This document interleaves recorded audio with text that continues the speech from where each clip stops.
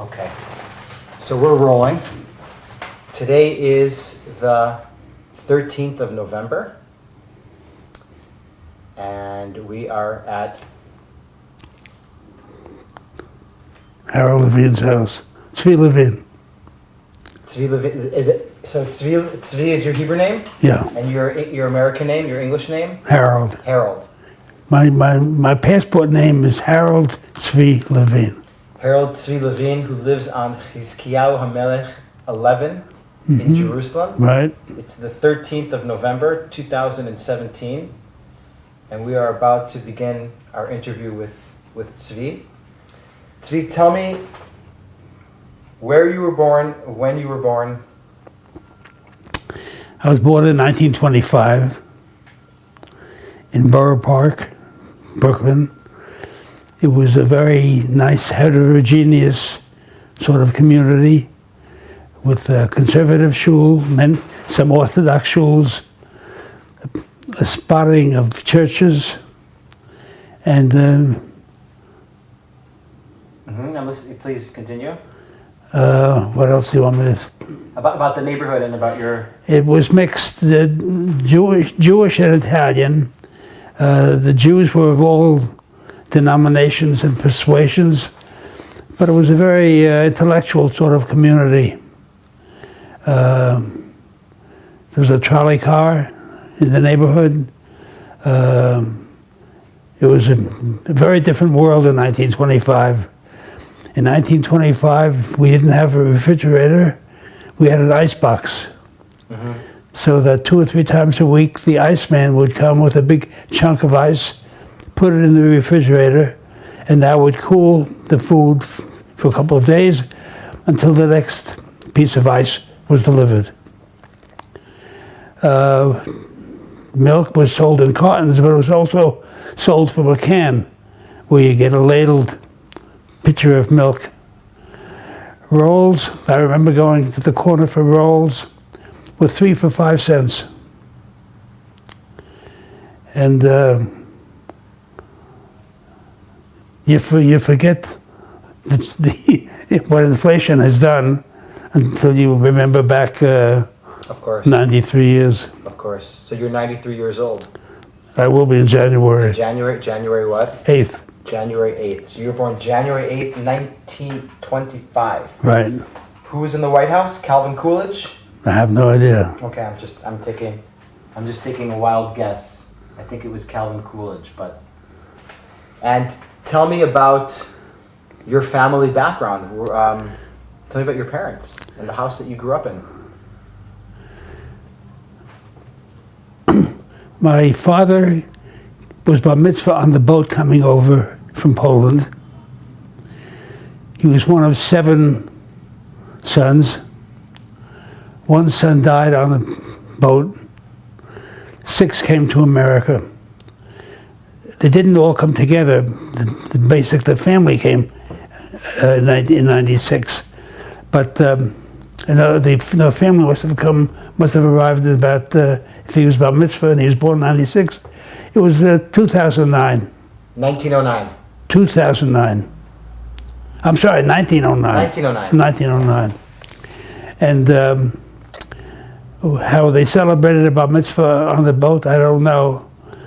But was that a story your father told you a lot about his no, it was just it was just common knowledge about, just it was about him. Briefly, he didn't. It wasn't a catered affair. No, it wasn't. They came to Stamford, Connecticut, where the oldest son had come a few years prior to establish himself, to see if the new world was convenient and hospitable. So when he became a custom peddler. The older brother. You know what a custom peddler is? Tell me what that is. Many families, there was no such thing as credit cards.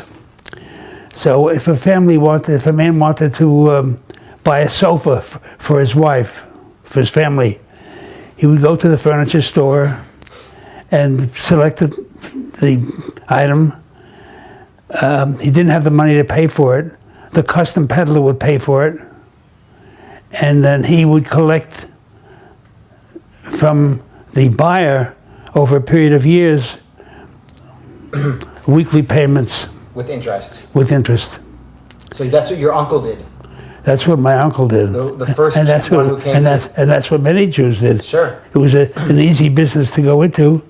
Where they got the original financing, I don't know. Yeah. And so your father came from Poland. Yeah. Do you know where in Poland? Do you? I found out many years later that he had a Lubavitch background. Lubavitch background. But my grandfather was a shochet Okay. in Europe, and he became a shochet in Stamford, Connecticut. So my father grew up to adulthood in Stamford. And that's kind of like a very kind of liberal community, Stamford, Connecticut. Yeah. It wasn't. At least for the. It wasn't. It wasn't an Orthodox community. No. It was a very heterogeneous, very mixed neighborhood.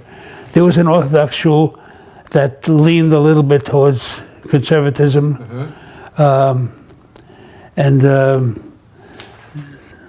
the oldest brother, Barney, became a custom peddler. Okay. The next one, Louis, opened up a dry goods store. The third one opened the candy store. My father was the fourth. He became an architect. He became an architect. He was accepted for Cooper Union. Cooper Union was a school that if you were bright, you got into and didn't have to pay tuition. I know Cooper Union. It's Yeah. a very famous school. Yeah. Yeah.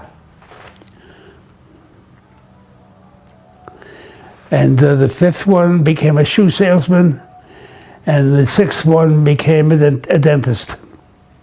The sixth one, your uncle, the My youngest one. Uncle Harry became Uncle a Harry dentist. became a dentist. Right. But let's get back to your father. Your father. Now, my father grew up. It was an Orthodox community, but he became very Zionistic. Your father did. Became very Zionistic. So my father and his cousin and one other member of the community is part of their youth group. Do you know what youth group they belong to? No. Okay. You don't know. No. Okay. But so they joined the British Army. There was an American. This was the time of the Balfour Declaration, Okay. which influenced my father and many people young people of his generation, who had just come out of Europe. Yep. With the ghettos and the pogroms and the pressures. So So your father decides with a few friends. no, he decided. I don't know whether the friends came along. I don't know whether he went with them or whether they just happened to go along with them. But they both came. One was a distant cousin, Julius, and the other one was a man by the name of Joel Braverman. Okay. Joel Braverman stayed in our lives in a way. I'll tell you about that later. But so my father joined the British Army, Jewish Brigade, Jewish Legion. The Jewish Legion was officered by a Colonel Patterson, who previously had led the Zion Mule Corps. Nagea Pledot. What's that? Yep. Yeah. Now the Zion Mule Corps came into being because the Jews of Israel, of Palestine, wanted to participate, but the British didn't think that they were adequate as soldiers, so they made them into mule drivers. In other words, they were in logistics. And it was a failure. The Gallipoli campaign was a failure for the British Army. Big failure. And then he got permission to set up a Jewish Legion as a fighting unit. The Jews in Israel wanted a Jewish Legion because they wanted, first of all, they wanted to participate against the Turks that ruled Israel. They ruled Palestine. For 500 years. And they wanted to get more, they wanted to get military training of their own.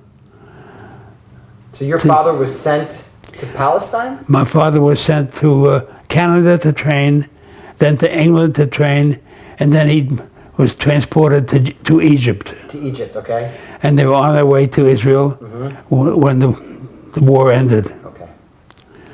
So we have pictures of him with a pith helmet, holding a rifle with a bayonet. Do you have that picture? Not, don't look now, but we'll look for it after. I may, yeah. Okay. And so did he actually make it to Palestine? No, He didn't? he didn't make it to Palestine. He didn't make it to Palestine. Then he came back to the States and pursued his training. I think he went to Cooper Union after he came back, Yeah. but I'm not sure of that. That's a very prestigious college. Yeah. Cooper Union. Yeah. I mean, that till today. Yeah. No, I didn't know that. So oh yeah. Tell me a little bit about your mother. My mother was the oldest of 10. From where? Someplace in the White Russia. I don't know where that is. Belarus. Yeah. How do you know all this? I don't know. Talking to people. I guess so. Yeah. Anyway, my father came back from Israel to get his training and wanted to get married. And he didn't want to marry any of the girls from the neighborhood because none of them were Orthodox. So somehow or other he got into contact with, through a friend, I don't know through who, and he met my mother. Who lived in? Who lives in Borough Park. In Brooklyn. In Brooklyn. So he moved to New York City to go to school, right? Yeah. Because Cooper Union's In Manhattan. In Manhattan, it's in the Village. Yeah. And she's living in Borough Park in Brooklyn. Right. Okay. She was the oldest of 10. Okay. So Background, what kind of family? Orthodox? my grandfather was a businessman, Okay. but he was also a very big Talmid Chacham. A very big? Scholar. Scholar. Jewish scholar. Okay. He had one of the biggest, if not the biggest, Judaical library in Brooklyn at that. Do you remember what the name of it or where it was? No, it was just at his own home. At his home, okay. And his name was? Wolf Ain. Wolf? Ain, A-I-N. A-I-N, Wolf Ain, okay.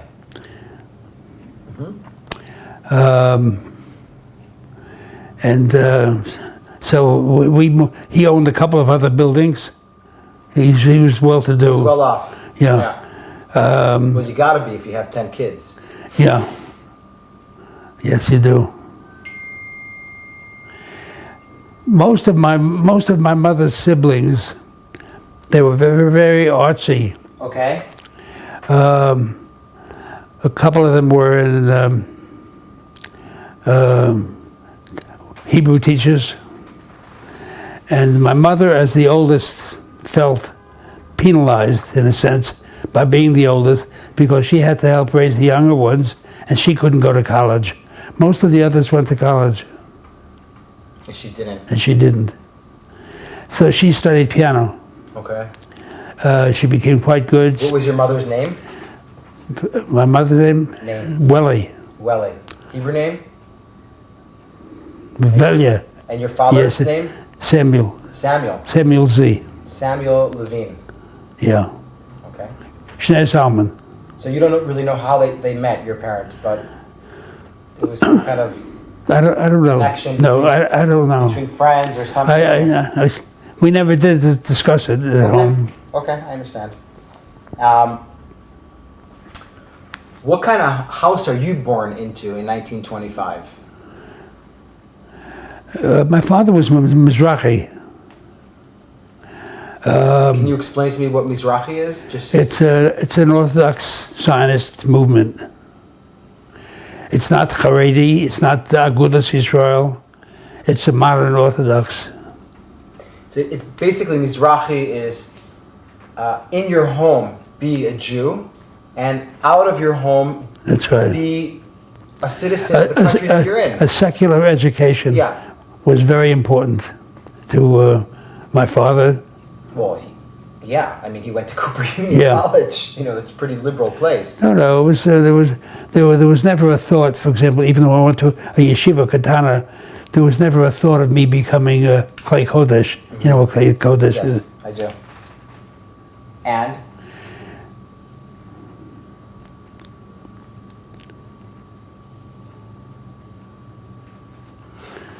And what? No, and the house that, so your father belonged to Mizrahi, Mizrahi movement?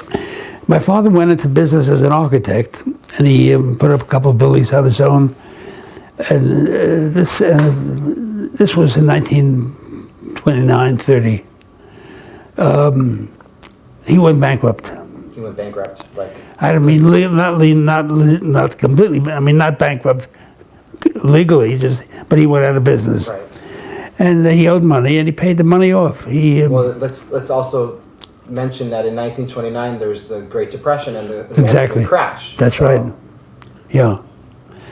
Many of his contemporaries crashed and left debts behind, and were able to go back into the business. But he needed a more stable, current occupation. And he didn't have resources to fall back on, and it was a serious thing. This depression. Yeah. There hasn't been one like it in the States. Well, this was worldwide. I mean, yeah. Anyway, so he went into my father-in-law's and my grandfather's business, learned it, and then went out on his own. Remind me what that business is? Textile converting. Textile. Shmata. Shmatas. Basically, you would buy what they call gray goods, which was simple cloth, and tailor it for specific industries. So he had many customers who made ties, neckties, and the linings were a specific construction and cut a certain way. And he was able to go into that business. So we grew up being supported by a nascent or developing textile business of my father's. Just a second. I'm stopping for a second. So your father's textile business, basically, that he went into that business after the Great Depression. He never became an architect again. No. But he had that artistic kind of thing to him. Yeah. I'm sure he liked to see a nice exhibition or to look at a nice building. They didn't. I'm sure. But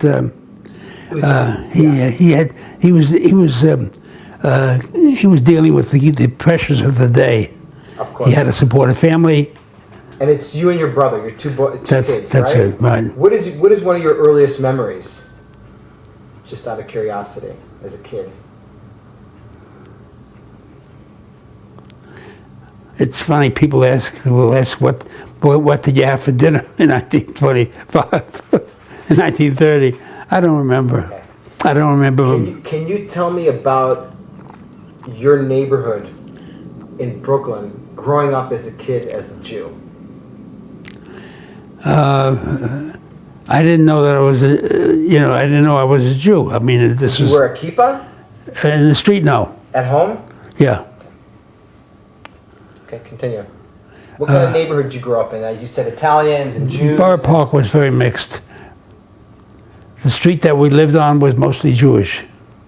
Almost exclusively Jewish. Remember the name of the street? 45th Street. 45th Street. And so I had friends on the street, had relationships on the street with families. Some of them continued through childhood, through young adulthood. And there was one fellow on the block whom my grandfather befriended, and he came from a very free family, and he became religious through my grandfather. Okay. So later on, he became an accountant for my father. Okay. He died not long ago. What, as a child, you're studying and you're going to a public school? No, Where are you going to school? I'm going to a yeshiva katana. walking distance from the house? It's You have to take walking the subway? walking distance from the house, 5 blocks away. It's called Yeshiva? It's Chaim. Etz Chaim. It was only boys. Uh-huh. The families were all Orthodox. Uh-huh. The graduates did not all turn out to be Orthodox. It was, it was a free.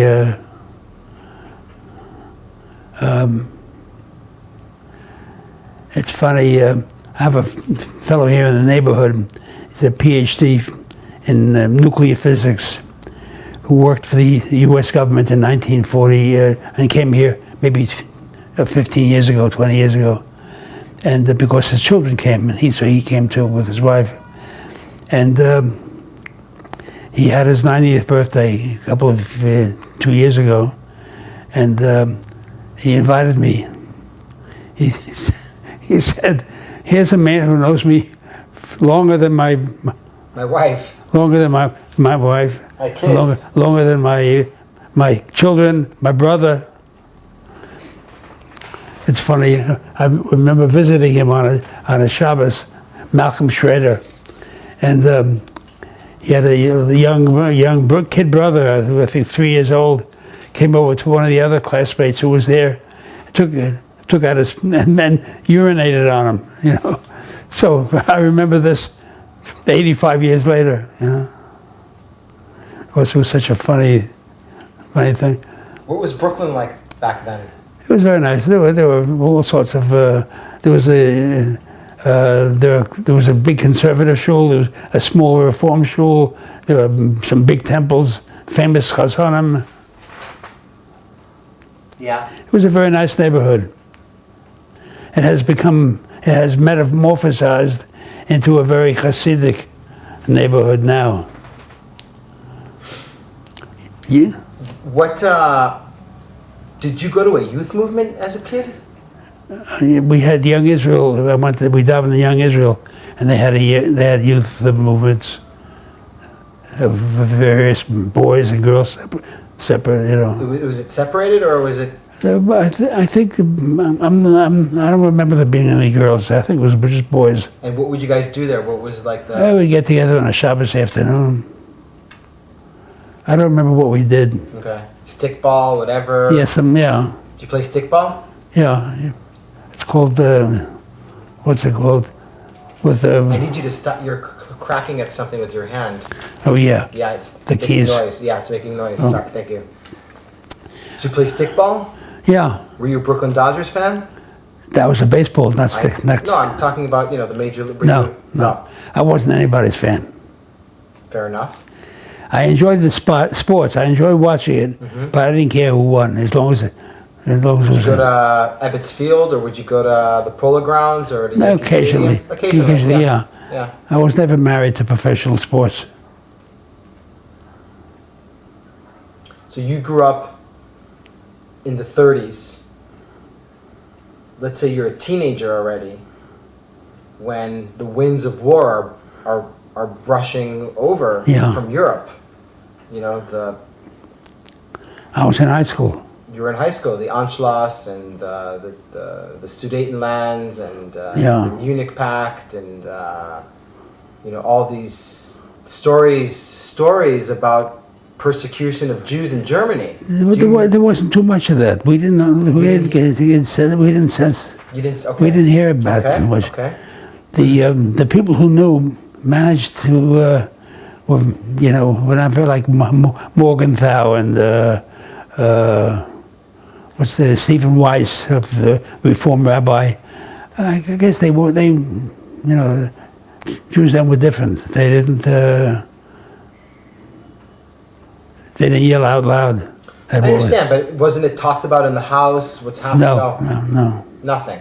No. So basically, for you don't really know what's going on. We didn't know what was going on. And then probably you wake up one Sunday morning, it's 1941, December 7th, and you hear about Pearl Harbor, and then you know. Yeah, I was in high school. Tell me about that moment, because it was a Sunday. Do you remember hearing about Pearl Harbor? Do you remember? I remember hearing it on Monday.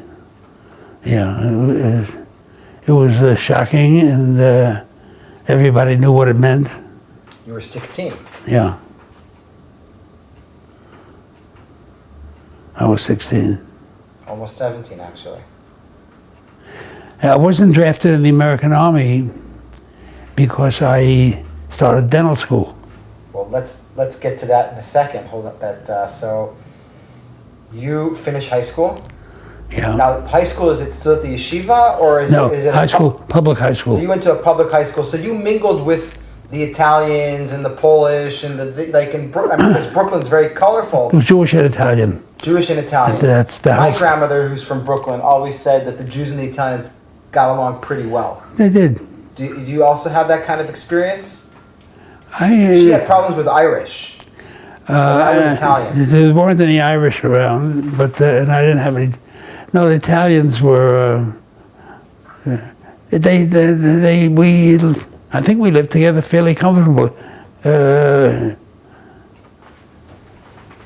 mean, we weren't social. Right, but hey, how you doing? Yeah. Happy St. Christopher's Day, or happy, happy. That's it. Yeah. There was a coexistence. You bought in their shops, they bought in your shops. Yeah, there was coexistence. There was coexistence. So you finished high school in what year? 1942. 1942. You're 18, right? You should be drafted immediately. Mm-hmm. Your prime. Well, I became pre-med. Okay, can you explain? Pre-med means you were taking basic chemistry and physics in high school already. No, in college. In college. The drafting was later. The drafting wasn't immediate? We weren't, when the war was broke out in 41? 41, and we went into, when was Pearl Harbor, what year? 41. December 7th, 1941. Yeah. So after high school, you weren't drafted? No. And you decided that you wanted to be a doctor? Did you know this? Were you like focused on it, or you just said, I'll just go study medicine and then I'll figure out what I want to do? Why was I pre-med? Yeah. I don't know, just what motivated me to become a pre-med. It was a respected profession. You help people, you make a nice living. Basically, that was it. So where did you go to college? First I went to, I had signed up for City College. Mm-hmm. So I did one semester there. City College is in Manhattan. Manhattan, right. 23rd Street. 23rd Street, right. School of Business. Uh-huh. Yeah. I wanted to, and when I graduated high school, there was a yearbook. And the yearbook showed a picture of me, and it said LLB and CPA. That I wanted to go for law and accountancy. So, but after one term of accountancy, I realized that it wasn't for me. And then I switched to a different college, NYU. Okay, that's not an easy college to get into. It wasn't that. We paid tuition, so they, You gotta get accepted. Yeah. Yeah. So you went to NYU Medical School? No, this was for NYU for pre-med. Pre-med. And then, see, how did that go? Yeah, then I applied for medical school and dental school. And I wanted to get accepted. I wanted to start something before I was drafted. Okay. So I was accepted for medical school for the year after I finished. Of course, this was like in the spring. And I was accepted for dental school immediately. So that's why I started dental school. I started dental school because then I was in a good profession, and I didn't have to go into the army. If you were after dental school, they would have told you immediately. Well, yeah, well, and if it was, and if I hadn't been, and if I wasn't in a medical school or a dental school, I would have been drafted too. For sure, absolutely. So, So where do you do that? So you did pre-med in NYU, right? And where did you do dental school? I started dental school in Virginia. In Virginia. Medical College of Virginia. In Richmond? In Richmond. Richmond, yeah. How'd you know that? No, I asked you because that's the only place I know in Virginia, really. So I asked you. You don't know about Norfolk. I don't know. All I know is that it was the capital of the Confederacy. Yeah. So you did dental school in Richmond, Virginia. I did 2 years there. Uh-huh. At that time, they had an accelerated program where you could finish medicine and dentistry in 3 years. Okay. So I liked the idea of being able to finish in 3 years. Though they do, and that was the school that accepted me. Mm-hmm. So I went down there, and I lived there for a year and a half. Finished 2 years, mm-hmm. And then the war ended.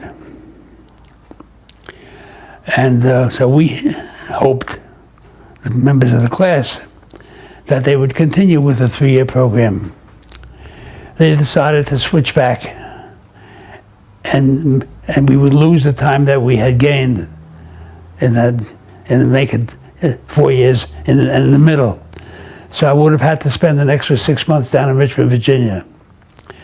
So I decided to apply elsewhere. I was accepted for U of P, and I was accepted for NYU. NYU had a different technique in dentistry, different instruments. So it was, I had to give it a lot of thought before I made the switch and made the decision. So I decided to get back to New York instead of going to Philadelphia. And it worked out okay. So I did well and graduated there. So you did your grad school in NYU? Yeah. So you did your pre-med at NYU, your grad school at NYU, and in the middle you were in Richmond? That's right. Gotcha. So you become a dentist in 1946? 1948. 1948. Yeah, 1948. 1948, you are 23 years old. Exactly. What else happened to you in 1948? Let's put it this way. Do you remember where you were when the UN declared the partition in 1947? Sure. Tell me.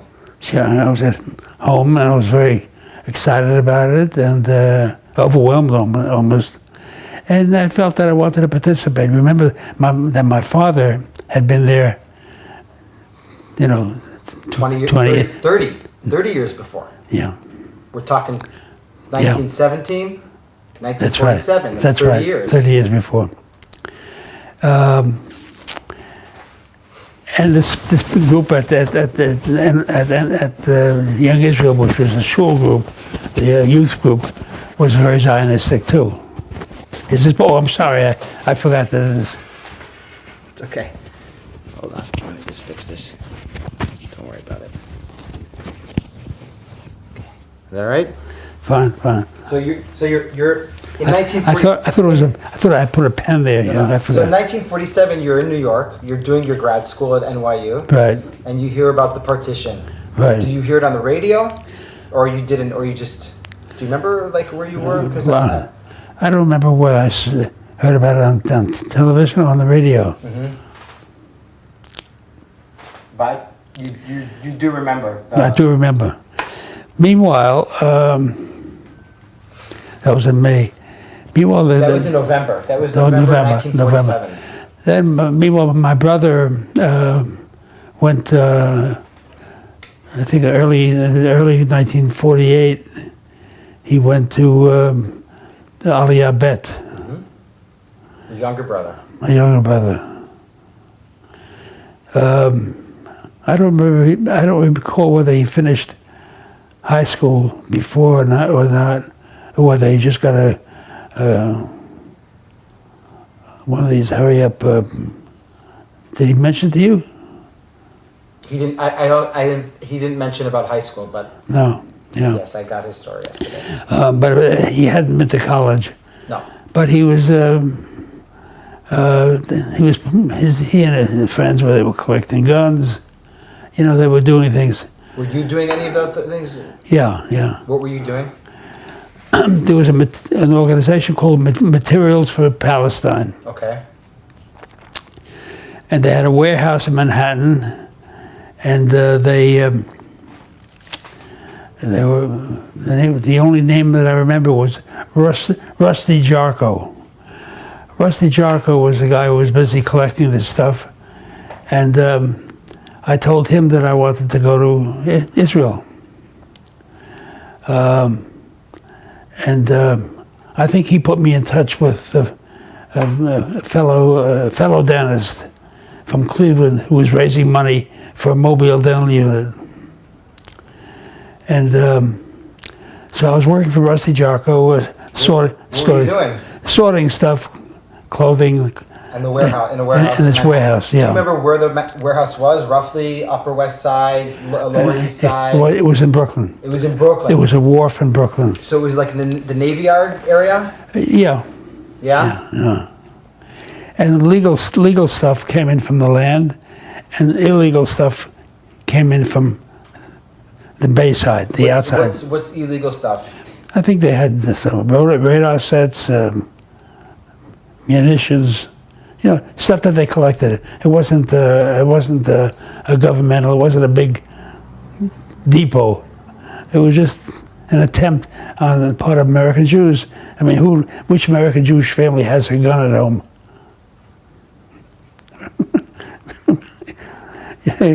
You know, so it's anyway. So I. And you're doing this while you're studying, basically. Also. Well, yeah. By May, you finish your courses. You just have to take your state boards. I wanted to get my state boards license to practice dentistry before I went to Israel. So when did you make the decision that you're going to go to Israel? Early summer. So 48. Yeah. So the war had already started. That's right. The war and your brother's already on his way there. My brother is already in Israel. He's already in Israel. Tell me the story of how you. All right. Well, okay. First of all, I spoke to Rusty Jarko about it, and he said that there's a boat going shortly.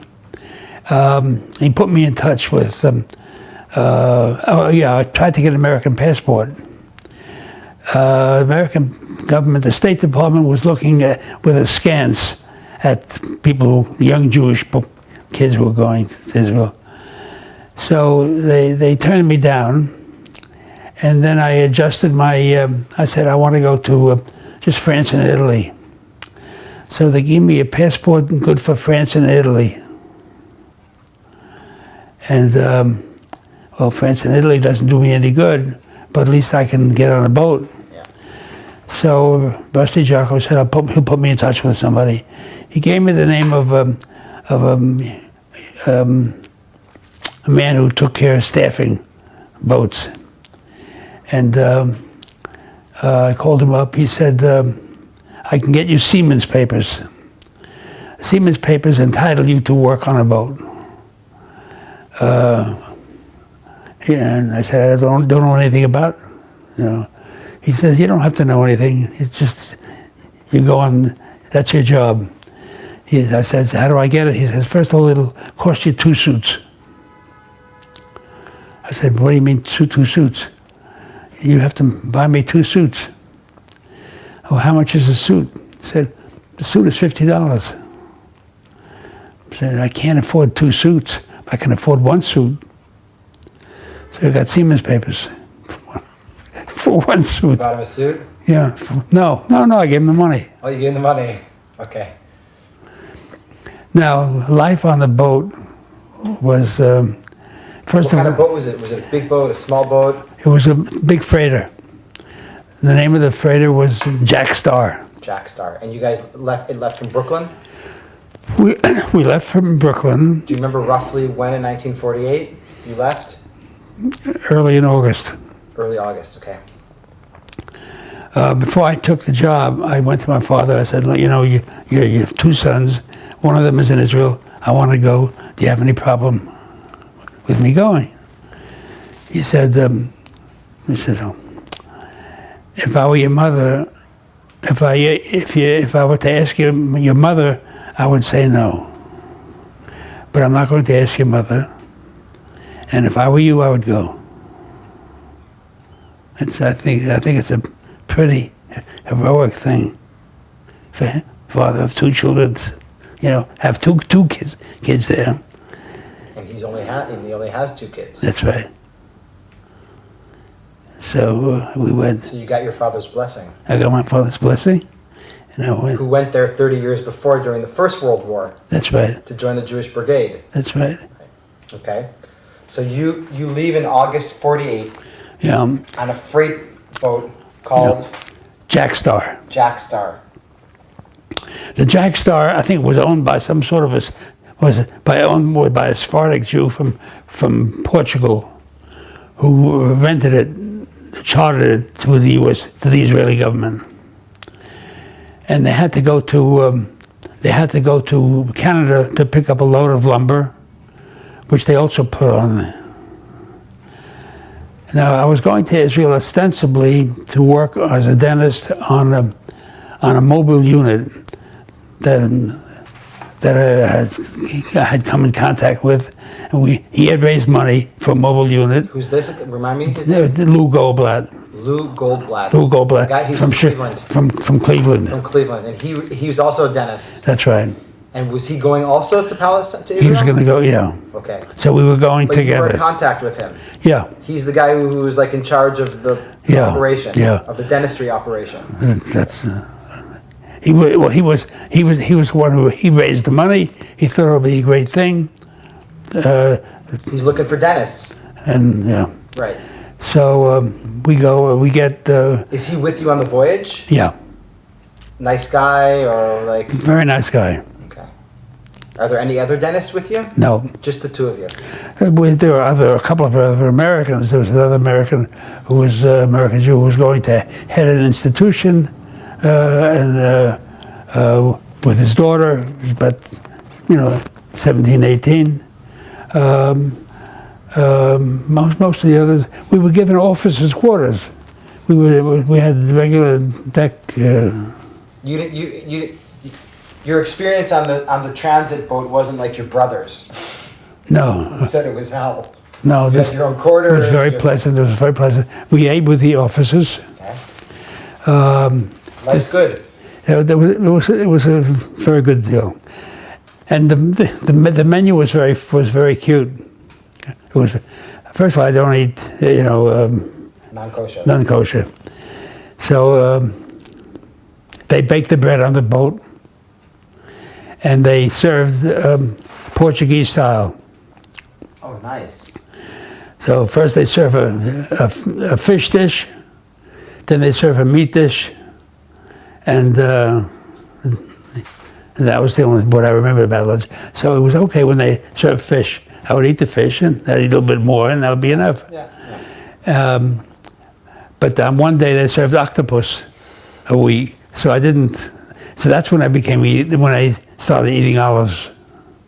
A lot of olives. We never had olives at home. No. Yeah. It's a Mediterranean thing. Yeah. So olives and eggplants. That's where I was introduced to on the boat.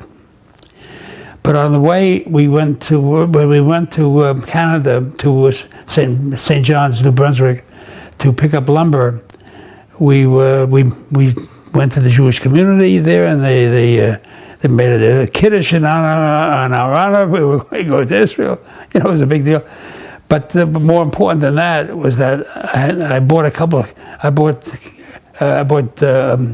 of cases of stuff, of sardines, salmon, tuna fish, canned cases. Yeah, so you would have for the journey. No, so I was just having, and before I left, I bought salamis in Brooklyn, and cigarettes on the boat. Cigarettes were 2 cents a pack. Yeah. But it was like trading with the natives. If you came to Israel with a visited for Shabbos somebody, and you brought a couple of cans or something about that. It was very, You brought it as rough currency. Yeah. A pack of cigarettes, a carton of cigarettes. You give. And my brother had written to me that his gun was stolen. So I brought I think I brought 7 or 8 guns. You? Yeah. What do you know about guns? I didn't know anything about it. Where'd you get guns from? This friend of my brother, his family were collecting guns. So I said, I'm going on the boat, and I can put it in a dental unit, and I have my suitcase. I have another suitcase with guns. So I took guns with me. My brother's had been stolen, so I had one for him. I gave one to somebody else. One I traded one I kept, used. When we were in the Negev, everybody was trying out their weapons. And I don't know anything about handguns, but they're ridiculous as weapons because you really have to be an expert to be any place near your target. So I took out this .45 Colt, and they put a can on the fence. Mm-hmm. I mean, maybe 75 feet away, which is a big distance. Mm-hmm. And I lifted the handgun and I shot and I knocked the can. I was afraid to use it again because I never would have been. They thought I was quite a marksman. So your voyage to Israel roughly was peaceful? Was very pleasant. We sunbathed. So from Jackstow we went straight through Gibraltar. Mm-hmm. And then finally we were getting close to Israel. And at that point the UN was still in Israel, mm-hmm. trying to intercede with people coming in, especially young people for the army. The UN or the British? The British. The British. Mm-hmm. I'm not sure. Okay. I'm not sure. But there was some tension coming close. Yeah. So when you know what a lighter is? Mm-hmm. A lighter is a boat that goes from port to the boat. Yeah, it's like a taxi. It's like a taxi. Yeah. So a lighter came, and a couple of officials, port officials, came on board to check with the captain of the boat, get all the legalities taken care of. And I said, we just came here on this mobile unit, and I don't have a passport. He says, you're wearing khaki. Go sit down in the boat on the lighter. Don't talk, and you'll take it to Israel when the lighter goes back. Now, I hadn't spoken to the guy who I was with because I don't know where he was at the time. The other doctor. The other doctor. So I got on the lighter, and I landed in Jaffa, in the north of Tel Aviv further. It wasn't Jaffa. It was very far to the north. You know where the electric station is? Absolutely. That's Reading. Yeah. Reading. Yeah. And I got there, and I don't remember if I had any Israeli money or not on me. But I had a little dictionary that I had gotten from the man who taught me how to read Torah. Do you want me to get you some soda? Yeah. Get yourself some too. No, I'm good.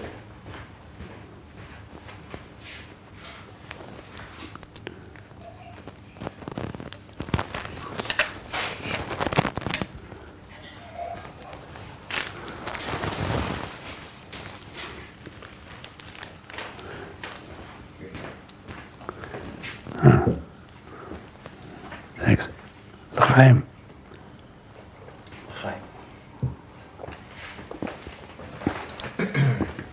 Okay, so you got your dictionary. And I asked him where Geula Street was in Tel Aviv. Yeah. Geula Street was right off Mugrabi. You know where Mugrabi is? Where the theater is, the movie theater. Yeah, I don't know if it's there anymore. No, it's not there, but I know exactly where it is. Yeah. So it's 2 blocks away from Mugrabi, Geula Street. Yeah.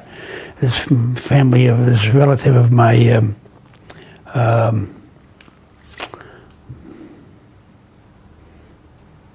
I think of my father's. The name of the family was Levish. I walked for about an hour, asking for directions along the way, and finally I get to Coolidge Street and go walk into the house. Oh, your brother was here last week, you know. So what was your feeling when you got there? I'll tell you, when I woke up in the morning that morning and I saw the white buildings and it was a thrilling experience. Yeah. Actually, every time I fly into Israel, I get the same feeling almost, you know. It was a very inspiring time to be in Israel. It's an experience that's very hard to recreate.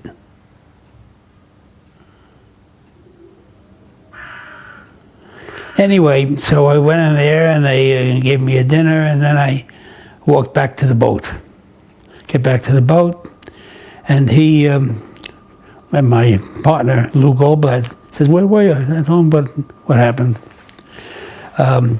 Anyway, they took the dental unit off, and they gave me a 2-dot mispar zihui, so that when on my which I never haven't been able to lose.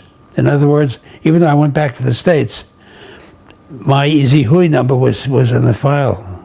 So when I first came here on Aliyah and given my name and my passport number and stuff like that, they were able to reach back and they sent me to straighten it out. They sent me a bill for medical care.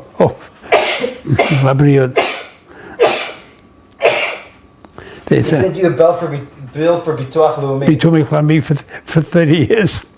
Unbelievable. And did you pay it? No. Chutzpah. No, they didn't. They assumed that happens to everybody. They assumed that because I had a number that I was living here. So you and Lou take the dental unit. What's the dental unit? Is it a truck? Tell me what it is. I'll show you the picture. Okay. It's a big truck, which had its own generator, X-ray unit, had everything you needed to do dentistry. And for that time and age, was the dental unit state of the art, or was it like? No, is it like top notch? No, it was top notch. It was top notch. Did you guys have a name for her? No. But you're able to sleep in it. It's anyway. That's the. What kind of car was it? Do you remember? No, it was some sort of American truck. But I had another dental unit, another mobile unit later on, and. We'll get to that. So you take the dental. Take the dental unit over. It had gas in it. They drove it to Balinson. Mm-hmm. To the hospital? To the hospital. Tikva, right? Yeah. And it sat in the parking lot there. And I think they didn't know what to do with it. People, the generals. The generals. Actually, it was Kupat Cholim. Kupat Cholim didn't know what to do with it. So after about a month, I heard that the Army Dental Corps had gotten a mobile dental unit from the French charity Oze. So I went to the head of the Army Dental Corps. His name was it'll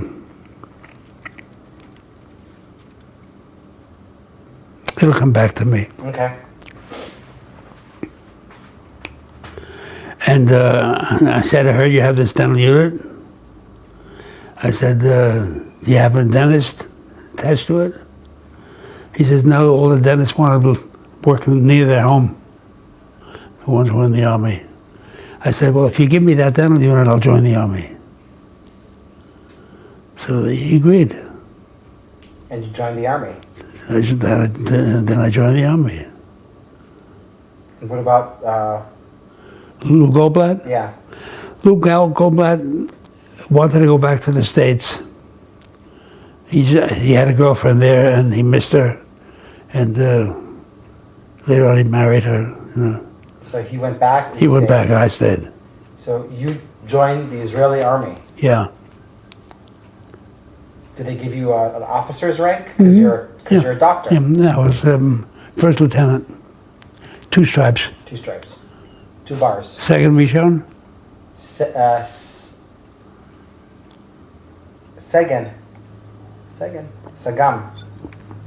Second, a captain is a Seren. Right. Second Rishon. Yeah. First lieutenant. Give you a gun? No, but I had my own. You had your own. Yeah. So you take this dental truck, not the one that you brought, but you took the French one. The French one was configured differently. There was there was a seat up front where 3 people could sit. Up front. With a base cushion, with a seat that you could move. Okay. You could transport as like a separate mattress. And in the back, the waiting room for patients was like so. And the back at night could swivel up, attached to the ceiling, so it could sleep too. And the couch and the mattress of the driver's section could be brought back, put on the floor of the waiting room, so 3 could sleep there. So I had the base, the dental assistant, she had the floor, and the driver had the top berth. So you were a crew of 3 people. Yeah. Do you remember their names? No. They were Sabras? They were Israelis? Or also The girl was a Sabra. She was from Haifa, from a religious family. Stupid, I don't remember the names. Oh, wow. Yeah. You figure out how many years. 70. Yeah. So then I had to put this unit into action. So we went in, got clothing. I don't remember how we arranged how I got the clothing, and we were sent down to the Negev. In December of that year, there was it's called Shlosh Kitzim. Do you remember? Do you know Israel is? When Israel went into a campaign, all the vehicles that participated in that campaign had a sign on the side of the vehicle. So when there was a campaign to take over the Meshulash, you know what the Meshulash is here in Israel? You know which area it is? That's not in the Negev. The Meshulash is... Meshulash is Wadi Yara. Yeah. In other words, the triangle. Yeah. They wanted to be able to have direct access to a Fula. Right. So, and the campaign in the Negev was Shalosh Kitzim, 3 arrows. So the vehicle they put 3 arrows on the side of the vehicle, and they sent me down to the Negev. So we'd go down the main highway, and we turned left. We couldn't go into Gaza, and we had to cut short to the Beersheba area road, the road from Gaza to Beersheba. So we tried to cross at Saad. And there was a heavy rain. Heavy rain? And we were stuck in the mud. So we were stuck there for a couple of hours, and then they got a tractor to pull us out. And when I left Tel Aviv with the unit, the driver and the assistant, they said, we have some blood that they need in Beersheba, so we'll put it into your mobile unit and you deliver it there.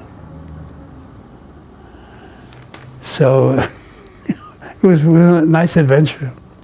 So we go down with this the blood bank, and and we end up in Beersheba.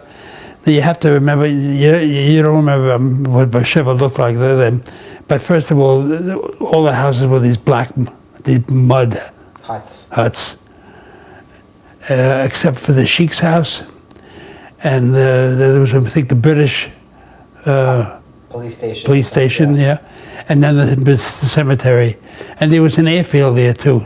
That was from First World War. So anyway, so we went down to Beersheba, and I guess I did some dentistry down there. I don't remember that part of it.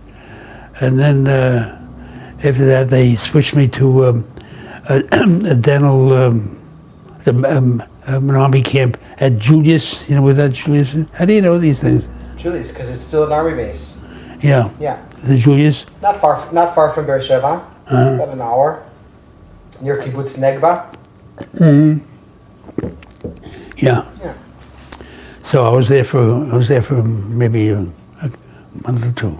But there you were on base. I was on a base. Not with the mobile unit. I think we still slept in the mobile unit. Okay. I don't remember that part of it, but it was dentally, it was a great experience. Explain to me. Well, first of all, most of the men had the dental work done in their communities where they came from. So they went into the army with the state of dental health that they would have at home. So most of the patients that I treated were Plitim and refugees that they had to make sure could fight, be healthy enough to fight. So it was I did a lot of extractions, roots, you know. I mean, one day I think it was I took out between 300 and 400 teeth, and I became very proficient in surgery that I hadn't really had that much clinical experience in the States. In the States, yeah. I just graduated. Yeah. You were thrown right into the battlefield. That's literally. Right. That's right. Were you under attack at any moments? Were you in any situations where they said to you take a gun and start fighting? Or I was near. Actually, I was near. The Israeli army fought at night because the Arabs were afraid at night. I mean, and then I don't know. They were.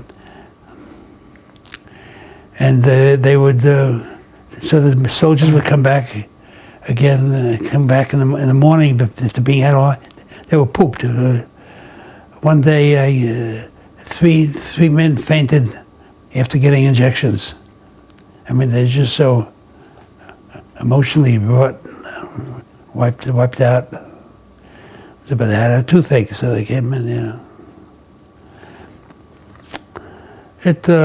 But the nights in the Negev, when there was, I mean, you read and hear about kumsitz. You know, you get 15 or 20 soldiers, male, female, and have a finjan and make coffee, and I mean, everyone felt. It was an experience for you. Everyone felt that they were doing something. You know, it was a spectacular time of world history when you think of it, aside from Jewish history. I mean, how many cultures have come back from near death to rejuvenate itself, recreate itself, redomicile itself?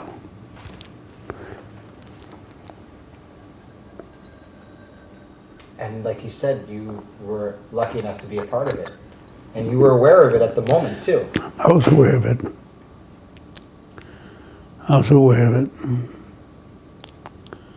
And I had a great time doing it.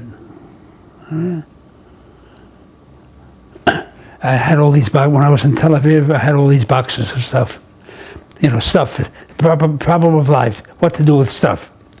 But I had cases of this and cases of that, and I brought some dental books and I had freedom to bring stuff because I put it all in the dental unit. Yeah. So I rented a room in Tel Aviv, 26 Rehov Ben Yehuda. Okay. And I was able to. It was a locked door, and then there was had a bathroom. There was a joint bathroom with the family, Globus family, very nice people. Very, so all week long I'd be doing something in the army, and then on Friday I would come there and want to take a shower on a Thursday afternoon. And I go into the bathroom, and there are fish in the bathtub. They bought their carp. They didn't want to kill it right away. Right. Want it to be fresh. Right. So you ever take a shower with fish? No, have you? Yeah. Can you tell me about it? Well, first of all, I felt bad for the fish, and I felt bad for the fact that people would be eating it the next day. But they nibbled at my feet, and I was able. Part of the experience. Part of the experience. So you weren't a part of Machal? Yeah. Were you? Were you considered Machal? Yeah. And you used to go to the Machal club on Hayarkon Street. Did you ever go there? There was a Witzo on Ben Yehuda. Okay. They serve very inexpensive meals. I'll go there. I mean, Hayarkon Street was just 1 block away. Yeah. And that's where the Machal club was, right? Yeah. That's where all the guys met and the girl, like they all... Yeah, no, I wasn't.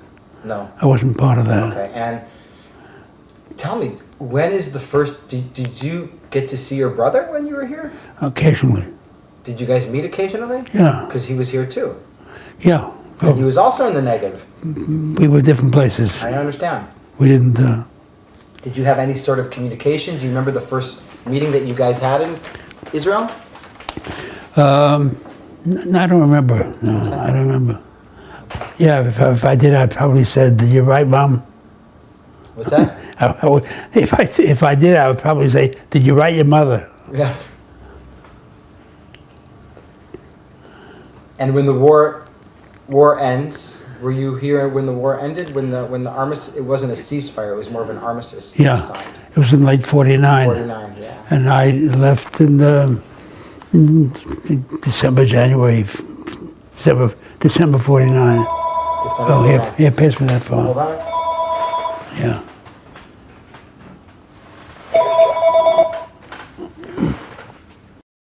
We're in focus. Okay. So the war ends. You're in Israel still when the war ends. Right. Is that correct? The war of Right. 49.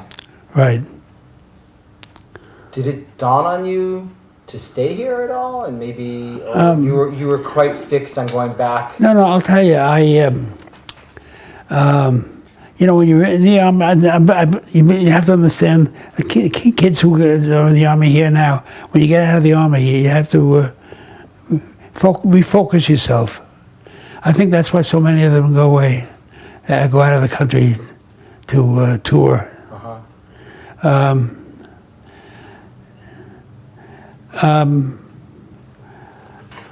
don't know. I kind of felt that I wasn't ready to settle down, and I wanted to do some more studying. So actually, I was going with a girl at the time. Here? Yeah. That you met here? Yeah. Tell me about it. Actually, I met when I was 2 different women here. One was a Yemenite girl. Where'd you meet her? I don't remember where. Okay. But where was she from? Yemenite. Yeah. Tel Aviv. She lived in Tel Aviv. Probably in the Kerem Atemanim. Yeah. Near Geula Street. Yeah. There's a Yemenite area there. That's right. And it was very interesting. She was sort of a nurse's aide. And she took me home to meet her parents. Father was waiting along Galabea. You know what a Galabea is? Of course. With a big white cap. And there was a big, you have to go into a small door, and then there's a courtyard in the middle, you know. And she showed me her room, and you know, it was very American. She had typewriter, and she had college emblems on the wall, you know. A very sweet girl. And so when I went to, I mean, I didn't, you know, I wasn't in the mood to be serious with anybody. Right. And so she wanted to. When I told her I was going back to the States to study, so she said, "Could I buy your mother a blouse? Could I make?" She's going to sew it. She's going to sew it. The Yemenites embroidery. So I told her no, not to do it. You know, I didn't want to feel obligated, and I didn't want her to feel obligated. Especially got me a nice book. Good luck to you, Ahuva Giladi. That was her name, Ahuva Giladi? Yeah. And who was the other woman that you dated? The other woman was a woman who came from Australia, a girl who came from Australia. Also Machal? I don't think so, no. Okay. I don't think she was Machal. Came from Australia with her brother. Her father was a shochet in Australia? In Australia. Or maybe that was her grandfather, I'm not sure which one. And so I told her I was leaving. And so I didn't know for how long. So I came back here. I got a month later, I got a letter from her that she met a man, and he was a good deal older, and he wants to marry her. So I said, you know, good, you know, I was happy for her. But I sensed that she was just giving me a final notice. She wanted to know if you were going to step up to the plate. That's right. So I said, I didn't answer it. Over the years, whenever I looked at that picture, you know, people were very different then. What picture? When I looked at her, the pictures that I had of her. Yeah. I didn't do the right thing. I should have called her or written her and say, Mazel Tov. I just did nothing. Yeah. And I felt guilty that I didn't close the chapter. Okay. So when we were going through pictures, we have a family album with 1,000 pictures in it. A lot of the things that we're talking about, I can document for you, in a sense. So when I came to Israel, and we decided to close up shop in the States, as it were. And what year was that? 2010. Okay. 2009 we started. Yeah, what do you do with every time there's a simcha, you have a family album, and there's an album for the bris, and there's an album for graduation, and there's, you know, all kinds of photographic memorabilia. So we decided to, I decided actually, I said, the kids asked me to make an album. So I said, look, when you're sitting shiva for me, you'll have plenty of time, you can put an album. So they, why do you talk that way? So I said, when I hit my 90th, I said, how do we celebrate? So she says, well, let's make a big party. I said, I don't like parties. I'm very superstitious about parties. But I'll tell you what, if you take all the family pictures and you make this into an album for everybody, then I will take everybody away for Pesach, assuming that everybody can go. They took it up. So we'll look at that book soon. You'll show me some pictures. I'll look at that book. So I want to get back to you leave Israel. You go back to New York. Is that correct? Yeah. You reunite with your mother and your father. I'm sure they're very happy to see you. Yeah, they're very happy. Yeah. And what happens with you? Then I applied for orthodontic training. Okay. I was accepted. Okay. So I went to Columbia for another year and a half. Look at you, NYU, Columbia. You're like you're Ivy League guy. I had good training. So you go to Columbia University. And I get a degree in orthodontics. Just like my father. Yeah. But I never limited my practice to orthodontics. So you, and then let me ask you about, you eventually got married and had kids. Yeah. What year did you get married? 1952. 1952. Your practice was always in New York, or where did you? It was in my parents had a 2-family house, and the upstairs neighbor moved out. So while I was studying orthodontics, I opened up a practice.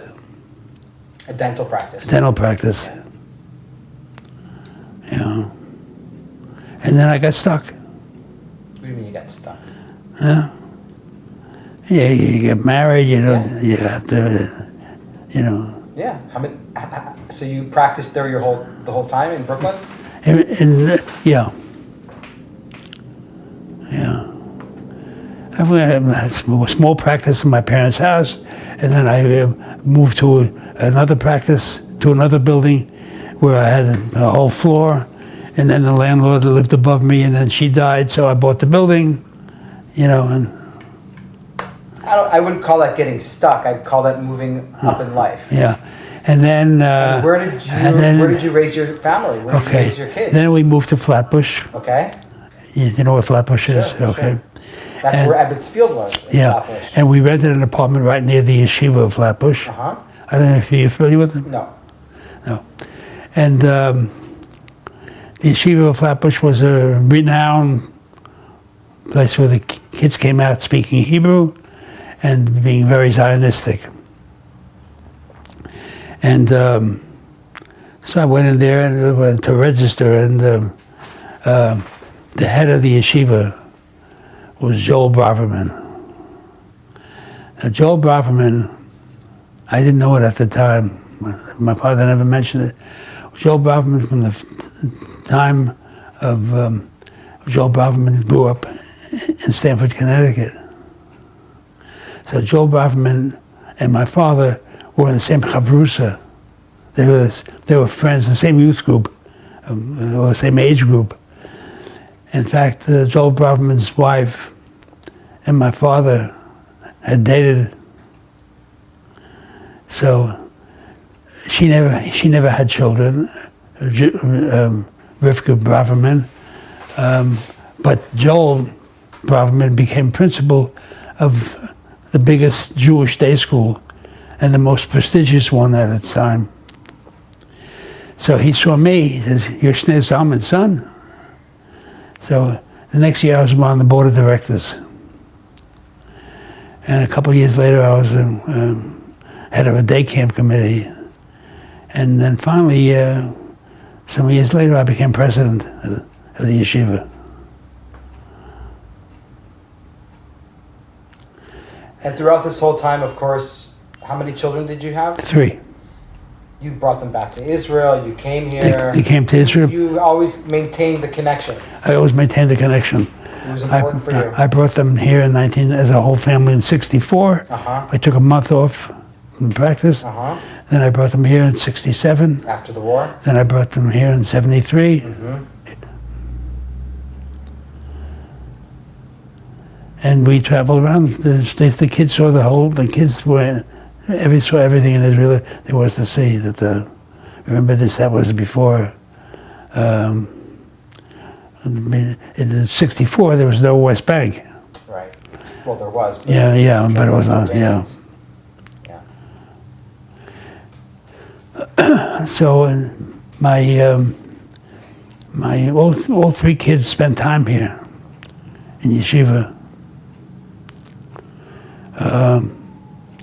The one who lives nearby had He just had two new grandsons this week. Was here in BMT, which is a senior year of high school. And then he wanted to stay, then he stayed another year at Karen Biavna. Yeah, you know, are these places familiar to you?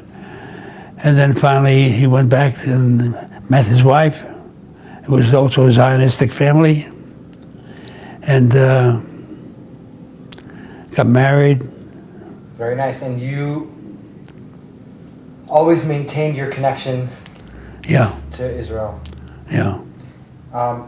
Before we finish, and I'm gonna go get the book, and I'm gonna take some pictures of it.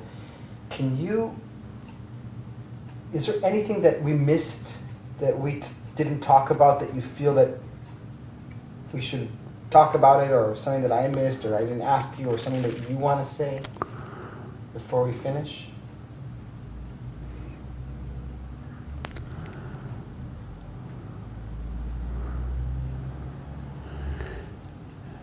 I'm very grateful that I had the opportunity to come here to live, finally. I'm sorry that when I came with my wife, that she wasn't in a medical condition where she could enjoy it. But my children have been, the ones here have been successful. They're raising nice families.